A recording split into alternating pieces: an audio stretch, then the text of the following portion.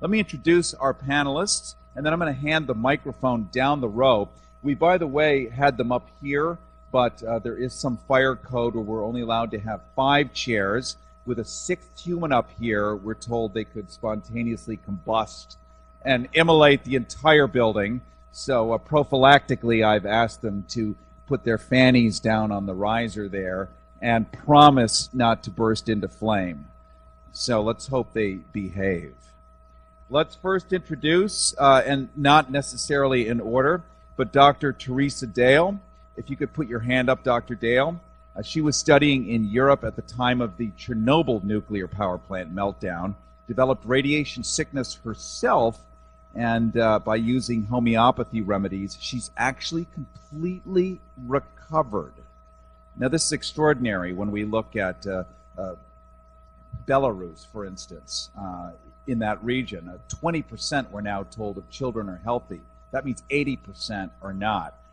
But she, and she can correct that and certainly guide some thinking on this, but she has self-recovered and is going to tell you that that is not only possible, but extremely probable, and she has some of those methods for that. Next is Dr. Sherri Tenpenny, known for her expertise in vaccines, also an authority on the benefit of the use of iodine, how to use it, how much to take, the deficiencies, what natural foods contain iodine, and how to use iodine properly to combat the current health crisis.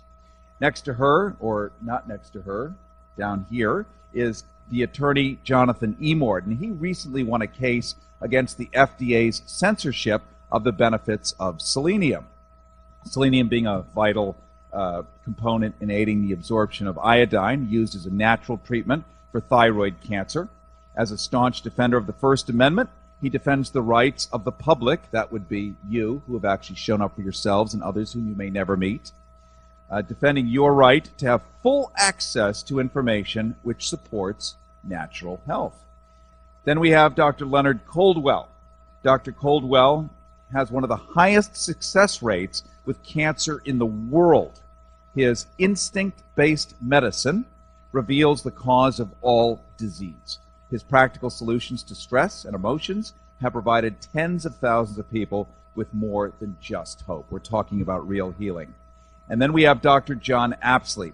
He's been involved with clinical research specializing in cancer and cellular regeneration for over 3 decades. And finally, just in from China, am I right, or Japan? China, Dr. Tom Wu. And Dr. Wu, in microscopic print here, although his expertise is not microscopic. He's going to discuss his 30 years experience in natural healing and point out the original cause of all diseases, including heart disease, hypertension, diabetes, arthritis, and cancer. A wake-up call for an audience to make a decision whether you want to live with disease or have a healthy life. Let me think. Disease, healthy life. I vote yes for healthy life. So that's what we're going to be looking at today. And let's just jump right off the high dive. Then we're going to open up for questions as well afterwards, because it's really critical that your voice be heard. You're the ones that showed up. You have questions that maybe none of us will have thought to ask, relevant, important questions. And then afterwards, Jonathan Emord and some others may have some books to sign and some takeaway stuff for you as well.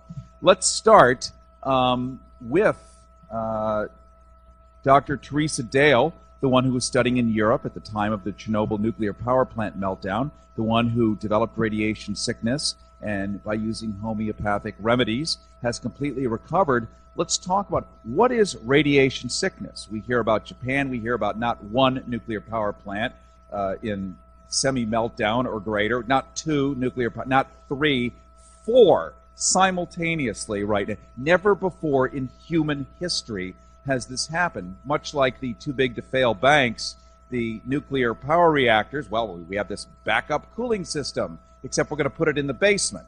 And then when the tsunami comes and floods the basement, well, now that's out. Now there's nothing. And we're told right now that after watching videos, and all of you have seen this, dumping gargantuan volumes of endless seawater on top of these rods at 4,000 degrees Fahrenheit with the nuclear pellets inside.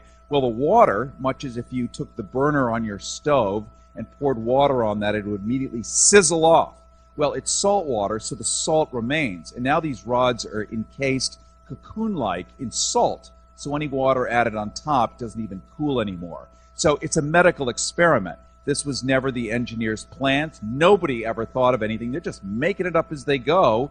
And we've got many, many humans, we don't even know how many yet, exposed to something you, Dr. Dale, not only survived, but you're now flourishing. Can you tell us a little bit about what is this stuff? If you have a microphone, okay. We could play by the rules. Thank you. Well, you can see I've never lost my sense of humor.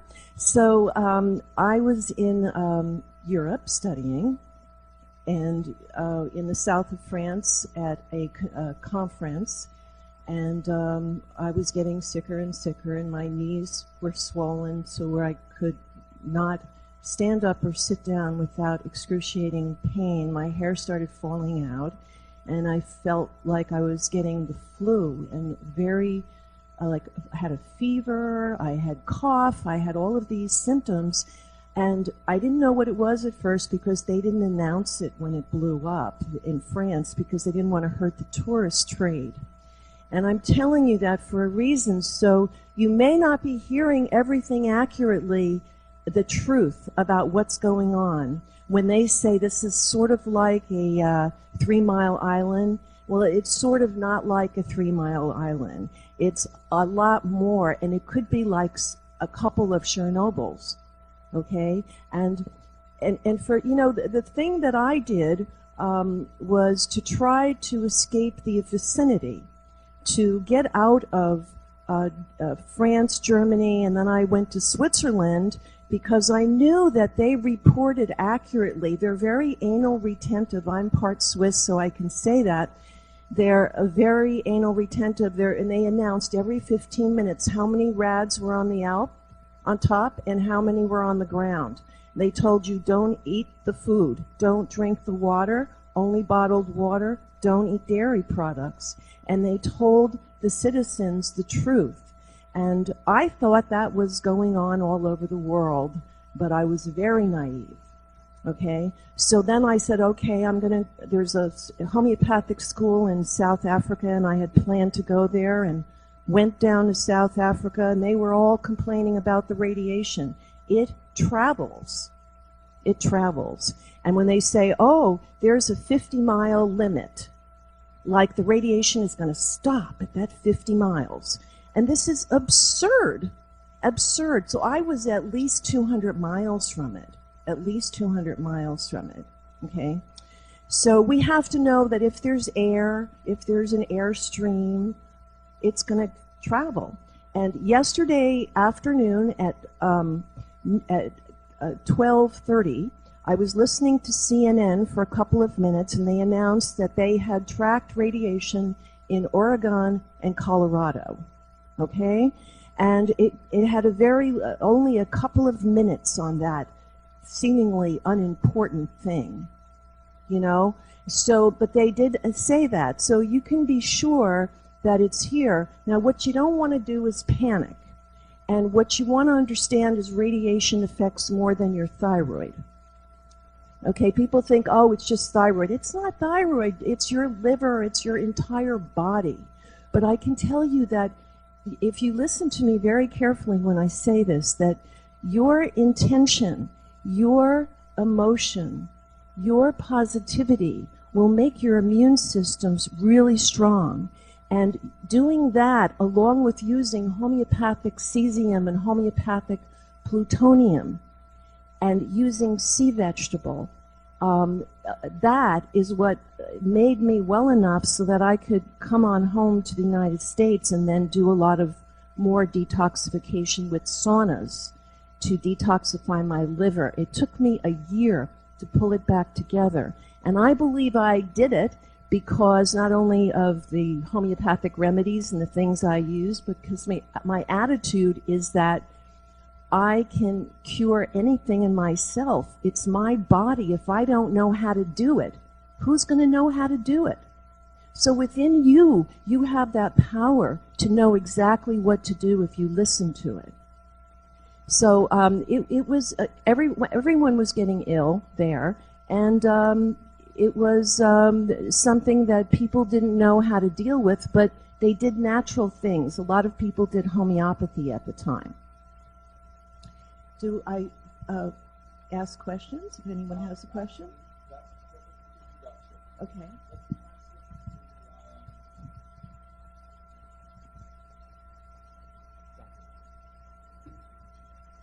Oh, hi, everyone. I just got done with an hour show on George Norrie's Coast to Coast AM on this subject, so I was scrambling for quite some time 2 weeks prior to that to get some information together, and as soon as... sorry. And I started getting into this back in the late 70s when I started looking at how tissues regenerate and what we need to know in order to know what type of things to take is that if it's done properly with you guys at home, you can use this as an event to help you to, as in Dr. Dale's case, to reverse some of your very own aging process. Here's what happens. When radiation goes into your body from fissionable materials, it'll be there for 25,000 years. Some will be excreted, of course. The thyroid will catch the iodine and the strontium. The cesium and strontium will go into the bone. The plutonium and uranium will get into the liver, and also uranium into the thyroid. And at low doses, it's more toxic than the high dose. This is called the pet cow effect. What politicians and their spokespeople do not realize is that the American public has a great deal of common sense. All you need to do is to look up what the pet cow effect is. Now, on my website, I put up a book for no charge. It's under drapsley.com. You see the title up there. And you can just read. It explains in detail what the pet cow effect is and what you can do about it. This is a crisis we all have to face together. And Dr. Dale's correct. You can defeat this. So getting back into what happens. With the high-dose radiation, you have a lot of free radicals that are produced immediately that cancel each other out unless it kills you.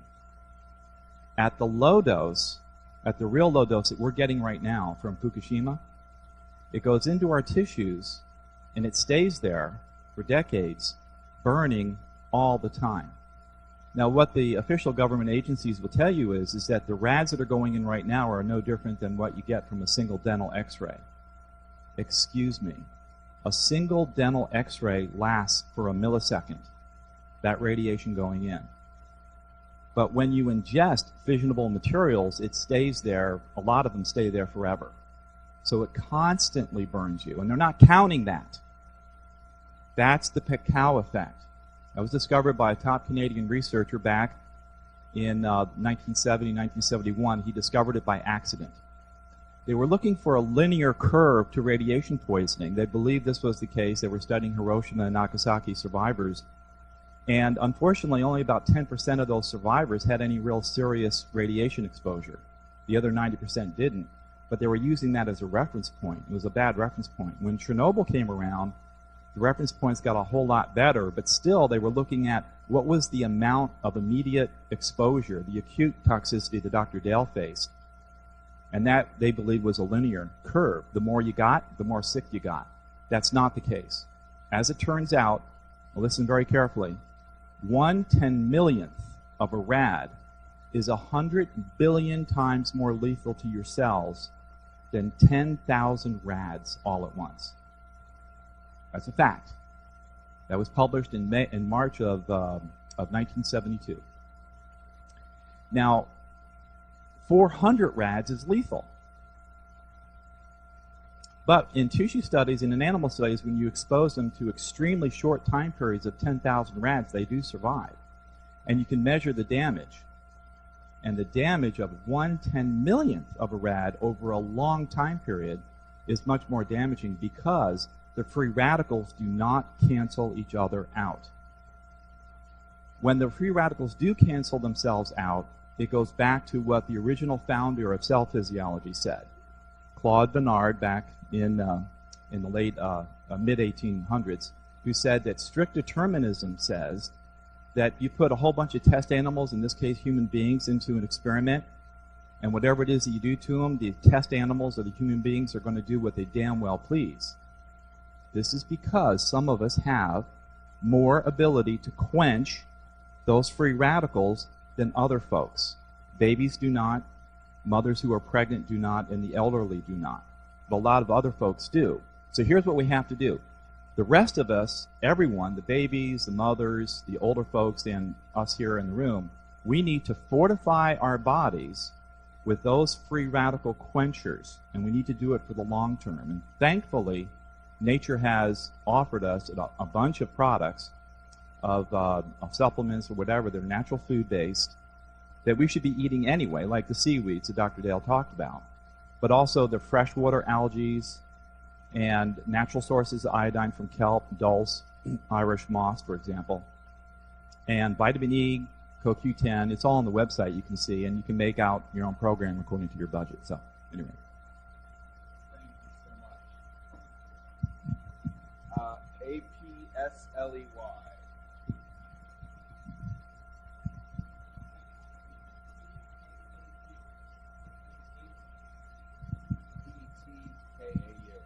We'll say hi now to Attorney Jonathan Ward. Well, I'm an attorney. I practice constitutional and administrative law before the federal courts and agencies, with a particular emphasis on suing. Can you hear me back there? Sorry. I'll be short because I don't want to bore you with all the details, but I'm an attorney who practices constitutional and administrative law before the federal courts and agencies, and I sue the FDA quite frequently. And knock on wood, I have had the good fortune of defeating him 7 times, so that's good. As one of the things that I think, I'm not going to try to compete with the scientists on the panel to discuss science. That would be inappropriate because I'm not a scientist. But as a lawyer who deals with public policy issues associated with health, there is a very important point that needs to be made. And that is that the design and structure of the Japanese plant that suffered this meltdown, or seems to be suffering a meltdown, is comparable to several plants here in the United States. And a recent study by MSNBC, actually, gathering together U.S. Geological Survey data, the most recent data, shows that there are at least some 10 plants in the United States that are at much higher risk of a similar happenstance than was previously thought. At the time of their construction, it was unknown that there were certain fault lines that were near these plants. The recent U.S. Geological Survey data exposed those fault lines, and now they've done a recalculation of the risk. And I think it's rather extraordinary when you think about the fact that this is happening in Japan, and there's a diminution effect to some degree. You're not in the immediate radiation zone. There's 1/100,000th of an increase in the quantitative amount of radioactive material being introduced to your body, possibly. So it's not like you're going to immediately keel over. Using antioxidants, these other things are things that I repeatedly hear about, and using potassium iodide as a preventive at the right dose level to avoid causing hypothyroidism is a good thing. One little thing about the science on potassium iodide from a non-scientist.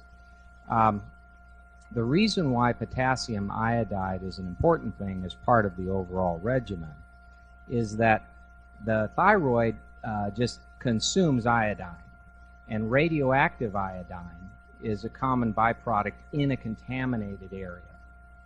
And as a consequence, when radioactive iodine fills the thyroid, you're in trouble. You'll have thyroid problems, and you may get thyroid cancer.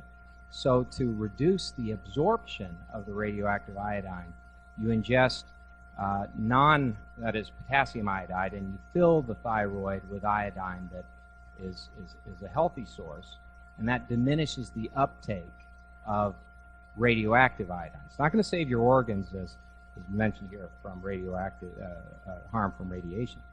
But let me just tell you the plants, so you know, that are among the top 10 riskiest plants here in the United States based on the survey data. And you might want to check to see whether you live near these. Okay. So 3 Mile Island, Middletown, Pennsylvania, not a surprise. The new risk estimate is 1 in 25,000 compared to an old risk estimate of 1 in 45,000. Now, by lotto terms, I mean, you really want to play this game. But by nuclear risk terms, you really don't want to play this game. But it shows you that the change in the calculated risk associated with residing in a location near these plants, and ultimately for all of us, because as you see, these plants are all over the country. So the second one is the Diablo Canyon 1 and 2 plants in Avila Beach, California. So we're probably near that right now. I don't know. The new risk estimate is 1 in 23,810. There was no old risk estimate. The Oconee, let's see, the Oconee 1, 2, and 3 plants in Seneca, South Carolina. The new risk estimate is 1 in 23,256. The old estimate was 1 in 100,000. And the North Anna 1 and 2 plants in Louisa, Virginia. That's near me. The new risk estimate is 1 in 22,727. The old one was 1 in 31,250. St. Lucie 1 and 2, Jensen Beach, Florida. New risk estimate is 1 in 21,739. The old risk estimate was, or there was no old risk estimate. Beaver Valley 1, Shippingport, Pennsylvania. The new risk estimate is 1 in 20. Excuse me, sorry. The new risk estimate is 1 in 20,000. Seeing if you're awake. The new risk estimate was 1 in 20,833, and the old one was 1 in 76,923. So they have a sorry situation there.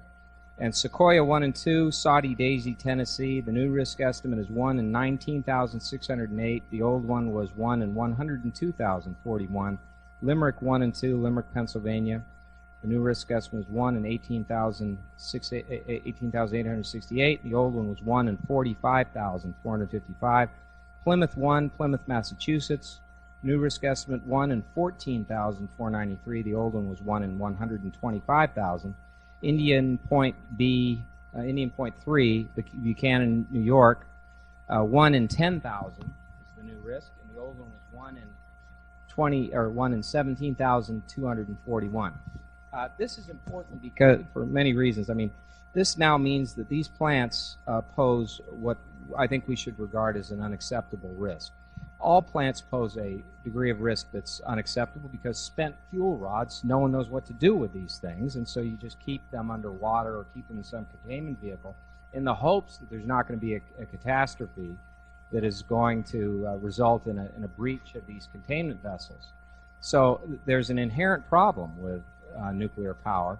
But in these areas, my goodness, there needs to be action taken at a minimum to construct adequate external containment for these plants, adequate in the sense of at least diminishing the present risk of a breach. And these plants that I mentioned are of no greater, roughly speaking, no greater degree of safety than the one in Japan. Albeit Japan suffered an extraordinary event. Extraordinary events are things that we can't predict, but we do know, based on the best risk estimate data available, that these plants are at a much higher rate of risk. Yeah. Thank you so much. Let's hear now from Dr. Leonard Caldwell. He's one of the has one of the highest success rates with cancer in the world. His instinct-based medicine reveals the cause of all disease, practical solutions to stress and emotions, provided tens of thousands of people with more than just hope. We can pass this down. Thank you very much.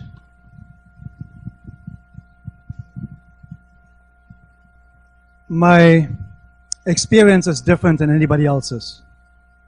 When I was 12 years old, they told my mom she has to die of liver cancer in a terminal stage. and she has 6 months to a maximum of 2 years to live. All seven siblings of my mom had cancer. My grandmother died of cancer, my father died of cancer, my stepfather died of cancer, my grandfather died of cancer, and my grandfather from the other side of the family died of cancer. I had more knowledge about cancer at the age of 14 than any human being on earth will ever have. Most of all, I had more knowledge about what effect cancer has on the family members and the loved ones. Today, my mom, over 35 years later, is still alive and 100% healthy with a 100% liver. Let me tell you something about radiation and cancer. I personally been x-rayed about 400 to 500 times in my life. My mom has been x-rayed in 11 months 900 times.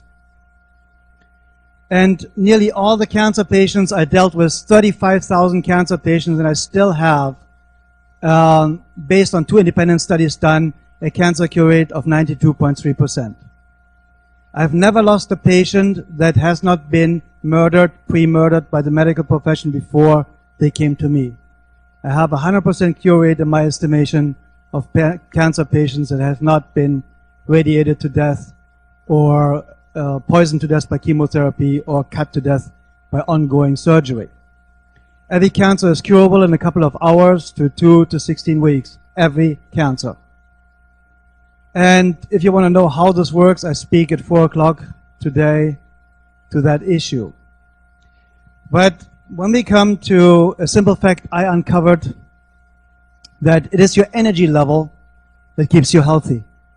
I'm not diminishing in any way, shape, or form what my esteemed colleagues are saying here. And of course, spirulina is flushing out a lot of these radioactive elements and miso soup and so on and so on. But Dr. Dale's website has all the information you really need about that.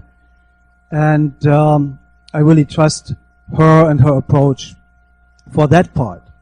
But I'm coming from a completely different angle. I'm coming from the point that I have seen people being bitten by snakes, by poisonous snakes on purpose, and they did not get, in any way, shape, or form, an antidote. They concentrated, focused, meditated, and 20 minutes later they got up and they were fine. And we have done this in the presence of MDs and scientists and so on. Everything, ladies and gentlemen, is vibration and frequency, nothing else. So I do not believe in any physical thing, and I do not believe in any doctor that tells you any hypothetical thing. If you do this, it should work out that way. I don't care. Where are your results? Where are your cured patients? We are here with a panel that have done things, we have produced things, we have shown results. Dr. Dale is the best example for that. I have had personally nearly every kind of illness you can come up with. And I overcame it myself. And if you would read my bio, you would not believe it. You would think he took 100 people that he knew about, put it all together in one book. No, I've been there. And that's the reason why I can help. Because I have done it myself, and I would never ever want to go to a dentist that didn't have a toothache before. They have no idea what they do to you. Just open your mouth 5 inches further. Twist your head completely to the right. And there we go. With a drill. No, ladies and gentlemen, there's always hope. Of course, you need to detoxify your system. And of course, you need to do the things that my esteemed colleagues are telling you or told you. But ladies and gentlemen, it's all in your head. I figured it out very, very young when I was 8 years old. I always had tonsillitis, so often that I had 4 tonsils instead of 2. So they wanted to take them out. So I go there, and they said, no, he has the tonsillitis again. It's all inflamed. We cannot do surgery. And I'm thinking, wow, if it's inflamed, you cannot do surgery?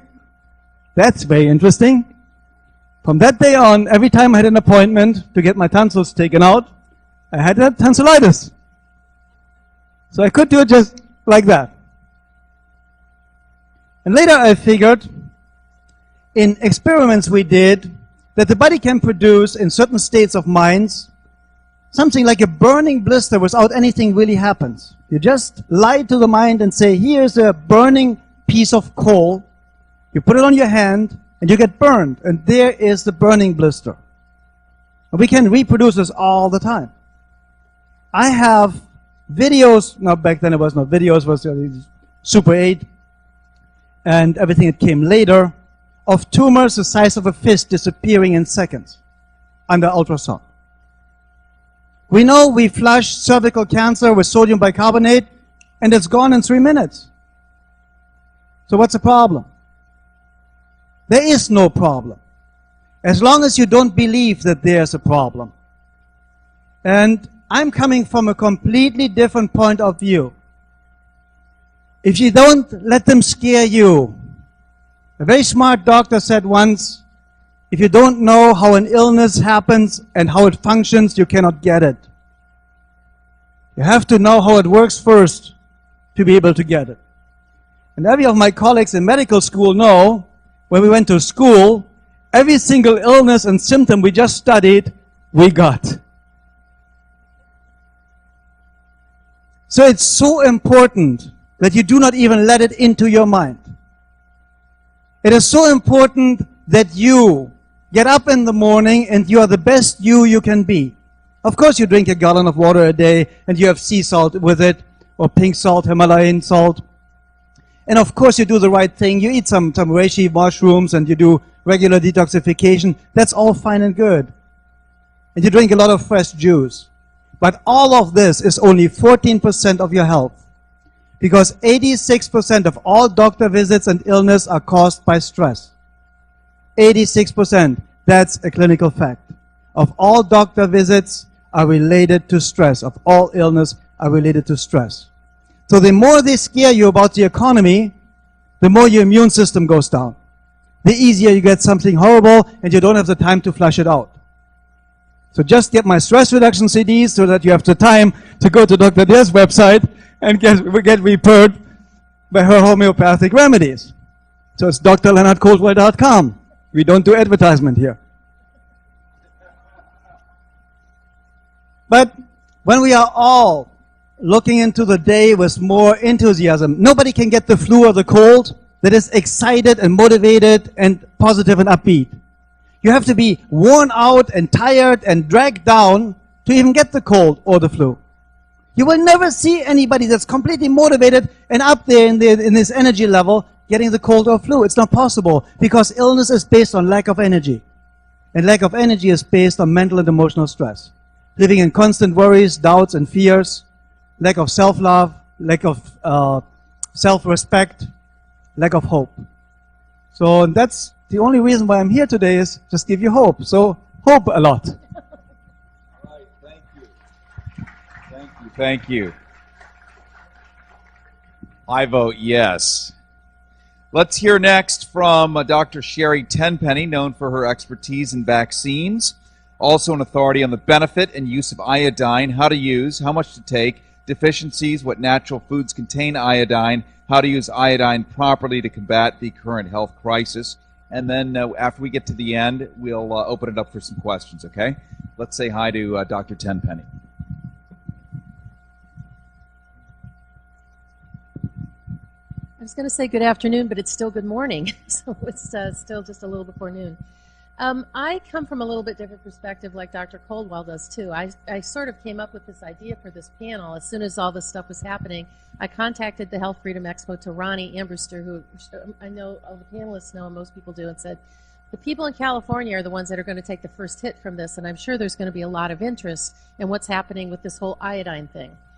My interest in iodine came from the fact that I've been a speaker on that topic for about the last 3 or 4 years through Doctors Data, which is a lab testing company, and I've spoken a lot about the effect of iodine in breast health and that communication. And because I've spoken at the Institute of Functional Medicine meetings and have written quite a few papers and had a pretty popular blog about it, I thought, you know, I need to talk a little bit about iodine. Is not just there. It's every time I think anybody in here, if you think iodine, it's sort of like iodine, thyroid, right? I mean, everybody sort of knows that.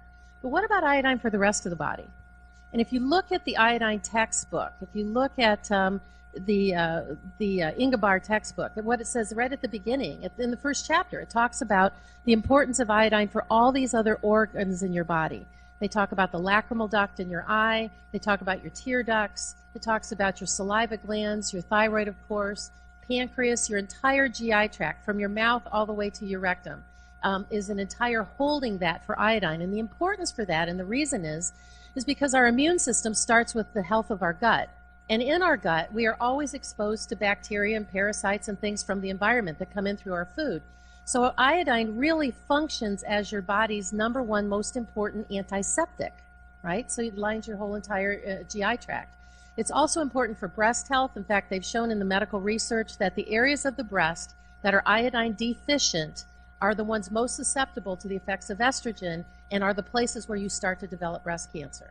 And since I do a lot of work with breast health, that became a very big important part to me. Iodine's also important for prostate. I've had several men that had elevated PSAs that once we got their iodine levels up appropriately, their PSAs normalized. The ovary, the uterus, all of these different organs are really important for iodine. About 60% of the iodine in your body goes to your thyroid. It's sort of like a holding vat, and it gets put in there through an enzyme called a symporter, a sodium iodine symporter, which is an active transport system because there's less iodine in your blood than in your thyroid, so it's an uphill pump. Well, as it turns out, that symporter is active in a lot of those other organs that I talked about too. So iodine needs to be in your whole body. So when we talk about this radiation thing and about protecting your thyroid from iodine, as we start putting more iodine into your body, your whole body's going to get healthier. There's an enzyme in your thyroid called thyroperoxidase, and that peroxidase enzyme is the one that hooks the iodine to the tyrosine, and it does that approximately 4 times. That ends up to make your thyroid hormone, which is tyrosine plus 4 molecules of iodine, T4, that's your thyroid hormone. There are other peroxidases in the body. There's lactoperoxidase in the breast, and yes, it does also to import iodine into the breast tissue even when you're not lactating, even though other doctors would say it doesn't. The science says that it does. There are white blood cell. There's 2 other types of amyloperoxidase and eosinophil peroxidase, which are 2 types of enzymes that are in your blood that help to transport the iodine around. Now, iodine is so critically important to your body. Why is it that when some people take iodine, they have a reaction? They can't eat shrimp, or they can't do these IV sort of things in terms of testing. Well, I think that there's other things that are going on. Iodine by nature is a gas, and it's called a halogen. It falls on the elements of the periodic table in a column called a halogen.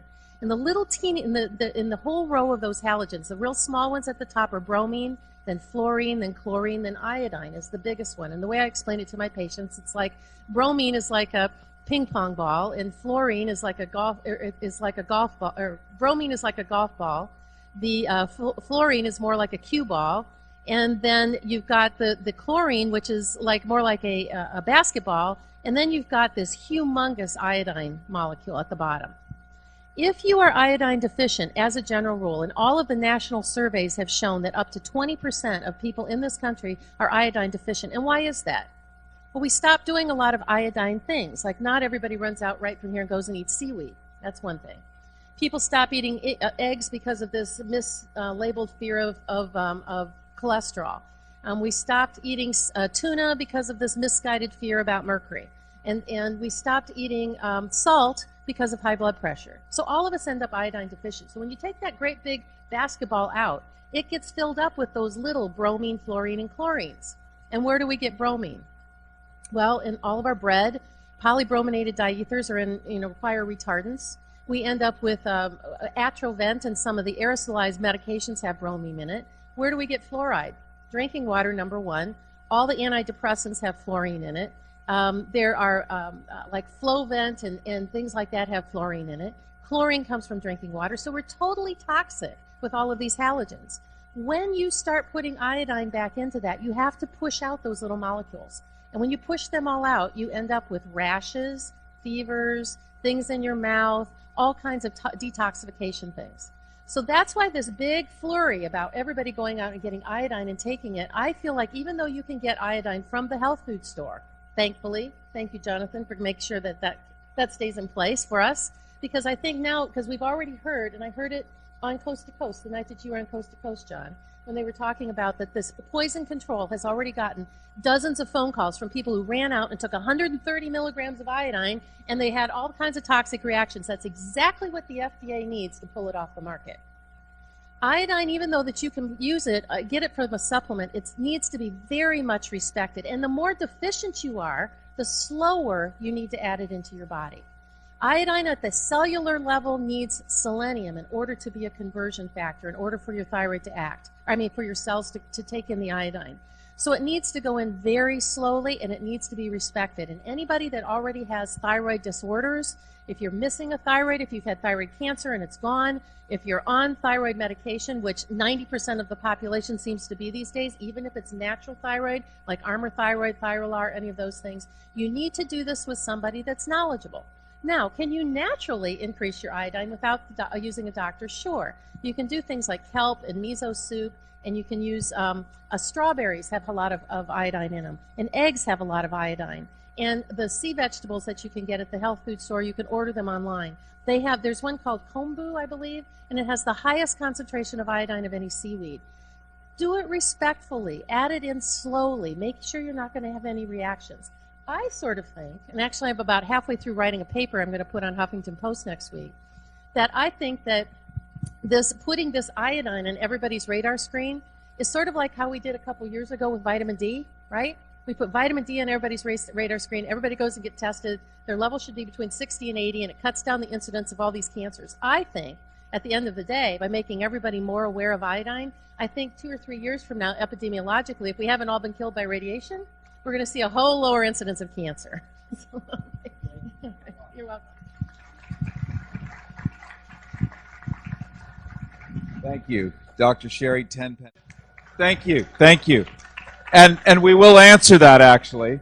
I was going to give a talk at noon, but I'm going to stay here instead because this is vitally important and it needs to breathe and really get some good coverage. We were going to actually cover a lot of those things too, so we're going to stay here.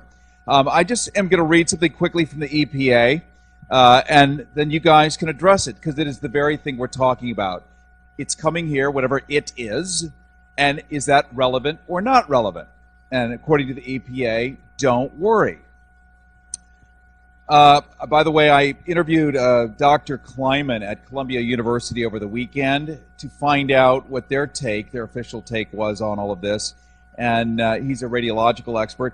And he believes that it's completely a non-issue as well, that minute doses, given the length of time it takes to get here, it disperses, much as if you're standing on the Empire State Building, drop a bucket of water on somebody on the ground. By the time the water gets there, it probably won't hit that person. It will have been blown around. So it was his opinion, don't worry about it. He also said that basically give iodine or potassium iodide to adolescents and children over the age of 20, not necessary. A lot of this might be conflicting with our panelists here, and this is why I think it's important to discuss. Because if you're watching CNN, MSNBC, Good Morning America, you've got 1,000 different pieces of information coming out. So this is what the EPA is saying as of today. They're saying that radiation monitors continue to confirm that no radiation levels of concern have reached the United States. They say that radiation levels detected on the filters from California and Washington monitors are millions of times below levels of concern. In a typical day, Americans receive doses of radiation from natural sources like rocks, bricks, the sun, about 100,000 times higher than what we've detected coming from Japan. For example, the levels we're seeing coming from Japan are 100,000 times lower than what you get from taking a round-trip international flight. Reminds me of what Janet Napolitano of the Homeland Security told me when I asked her to sit in one of the full-body scanners for 5 hours, the same thing of a trip from L.A. to New York, to show us how safe it is. She could do her work there, make a cell phone call, have a sandwich, but just sit in for 5 hours, the length of a flight, so that we can see from a grown-up that it really is so safe. She was busy that year. So they go on and on and on. EPA is in the process of conducting detailed filter analyses for fixed monitors located in Oregon. So in short, yes, we found tellurium, iodine, cesium, all these other things, but they're at ridiculously low amounts. Please go watch HBO and have a nice day. So let's open it up to these folks, and then we'll go to your questions and find out, is there a cause for concern? And it looks to me like, I love this now that I have it all written down. Dr. Thjeresa Dale immediately wanted to respond. Well, first of all, I don't believe them, because on CNN yesterday at 12:30 they announced that radiation reached Oregon and Colorado. And the thing about this is, when I was in Europe and I had this experience, I researched everything I could get my hands on. And it seems as though my physicist friends, who are diplomat physicists and biophysicists, they're all German and Swiss, right? They told me very specifically and showed me research that the rads, although they might be diluted as far as the amount of them coming over here, the intensity of one rad will be the same for at least 10,000 years. So that is a very important thing to think about. Because of my experience with this, I believe that iodine can be helpful in the right form and in small amounts. I believe you should be tested for it to see how much is beneficial for you. I don't like the idea of taking 130 milligrams of it. I think they're out of their mind to do that. People have reactions from it. I also know for an absolute fact, in studying homeopathy for so many years, that a homeopathic nosode, which is the pathology, the actual rad, is diluted and made into a homeopathic potency, and it has a direct effect on neutralizing the homeopathic remedy. It's a direct hit. You can't get anything more direct than a homeopathic nosode, whether it's for cesium or plutonium or HIV or hepatitis or whatever it is you're dealing with. The unfortunate thing is that the radiation becomes worse and people become more affected and sometimes don't survive if they have a big fear factor. You know, and by your constantly watching continuously negative news, which is also called CNN, then this really will put this in your head and in your mind. So you need to do the right things, and I've created a radiation pack made from homeopathic cesium that I've been using for a long time to protect the body from cell phones. You're saying take plutonium, take cesium, and at the same moment we're told publicly, my God, plutonium, the scariest stuff that man has ever. How does homeopathy work then? Okay, well, this is a smarter group, so I'm kind of cutting to the chase.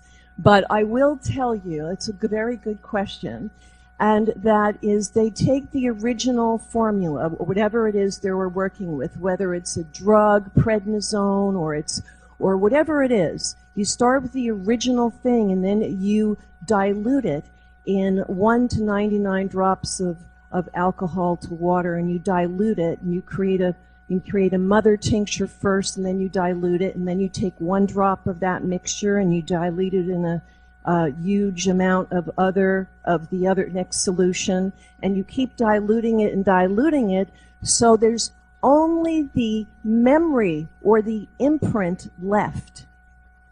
And that's why the FDA approves it, because they can't find anything in it. Because it's energy medicine. So when you take that, your innate intelligence sends it along acupuncture meridians to find the thing that's most similar, and it neutralizes it. That's exactly how it works. Thank you. Let's, awesome. By the way, the talk that I was doing at noon, bunch of people have shown up, so after this, we'd love to talk to you about. He defends the rights of the public, that would be you, who have actually shown up for yourselves and others whom you may never meet. Defending your right to have full access to information which supports natural health. Then we have Dr. Leonard Caldwell. Dr. Caldwell has one of the highest success rates with cancer in the world. His instinct-based medicine reveals the cause of all disease. His practical solutions to stress and emotions have provided tens of thousands of people with more than just hope. We're talking about real healing. And then we have Dr. John Apsley.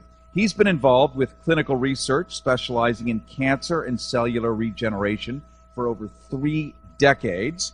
And finally, just in from China, am I right, or Japan? China, Dr. Tom Wu. And Dr. Wu,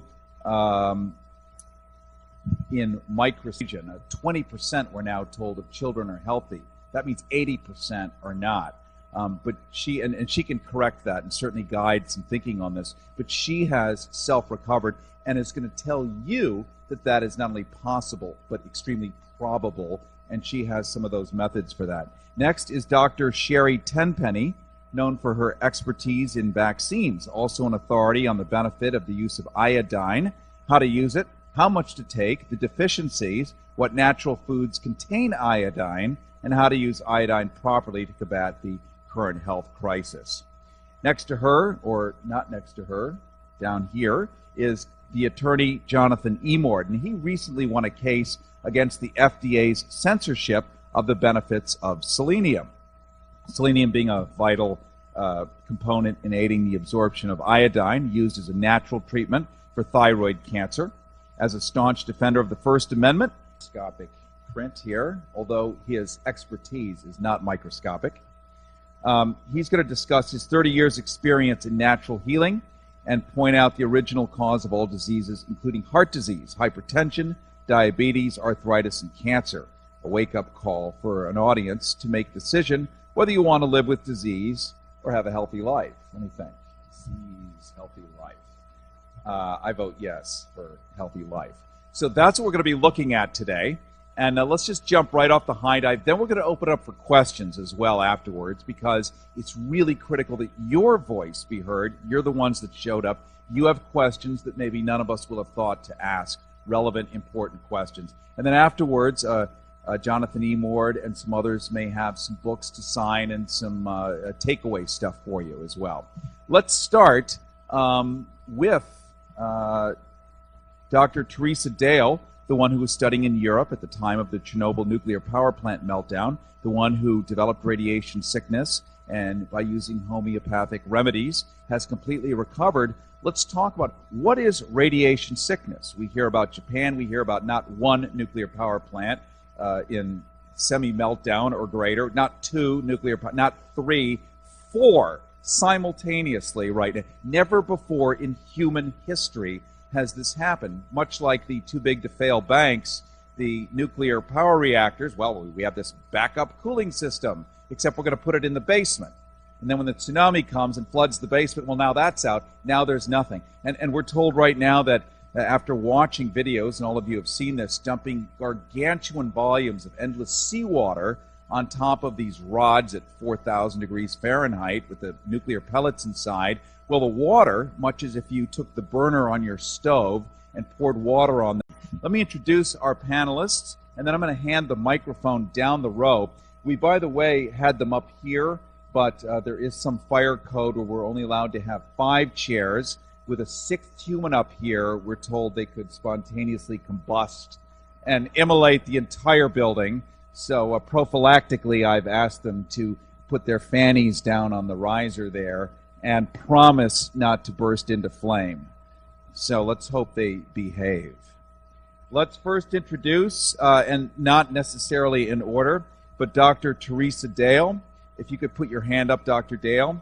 She was studying in Europe at the time of the Chernobyl nuclear power plant meltdown, developed radiation sickness herself, and by using homeopathy remedies, she's actually completely recovered. Now, this is extraordinary when we look at Belarus, for instance, in that region.